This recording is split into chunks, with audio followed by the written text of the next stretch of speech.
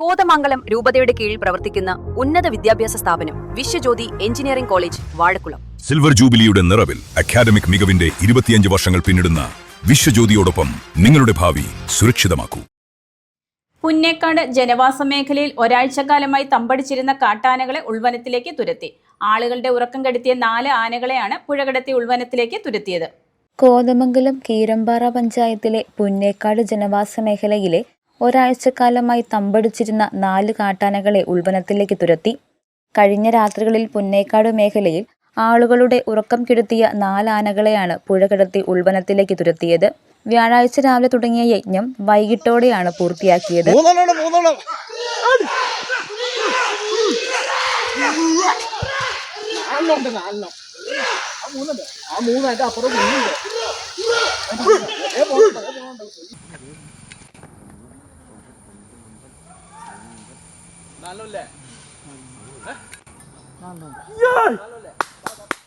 Keerampara panchayat president Reena Joshi, vice president Binoy C Pullan, forest range officer Sanjeev Kumar, SFO Divakaran എന്നിവരുടെ നേതൃത്വത്തിൽ ജനപ്രതിനിധികൾ, വനപാലകർ, നാട്ടുകാർ തുടങ്ങിയവർ തുരത്തൽ യജ്ഞത്തിൽ പങ്കെടുത്തു.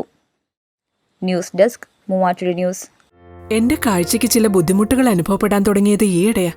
ആദ്യം ടെൻഷനായി. മകളാ പറഞ്ഞത് അഹല്യയിൽ പോകാൻ. അഹല്യയ്ക്ക് 30 വർഷത്തെ പാരമ്പര്യവും വിശ്വസ്തതയുമുണ്ട്. അഹല്യയിലെ വിദഗ്ധരായ ഡോക്ടർമാരുടെ ചികിത്സ കൊണ്ട് എനിക്ക് എന്റെ കാഴ്ചശക്തി പൂർണ്ണമായും തിരിച്ചു കിട്ടി. ഇപ്പൊ എനിക്ക് ഈസിയായി വായിക്കാം. നേത്ര സംരക്ഷണത്തിന് നമ്മുടെ Ahalya. Ahalya foundation eye hospital, കേരളത്തിൽ എല്ലായിടത്തും.